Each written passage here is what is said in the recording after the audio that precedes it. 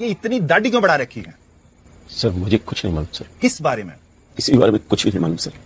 तो तू यहाँ कर क्या रहा है? डीओपी हूँ सर। डीसीपी होता है साले, डीओपी कुछ नहीं होता। होता है सर, डायरेक्टर ऑफ फोटोग्राफी होता है सर। अपने आप को तो कोई कुछ भी कह ले।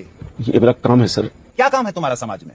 अनाज उगाते हो, इलाज करते हो, पहरेदारी करते हो। एक आम आदमी के 24 घंटे में क्या काम है तुम्हारा? और साले पूरी इंडस्ट्री काट के बैठ के, हर इंडस्ट्री में नशेड़ी भी, आतंकवादी भी, कातिल भी, साले नक्सलाइट होता हम। नहीं सर। वही रखते हैं सीधा डी।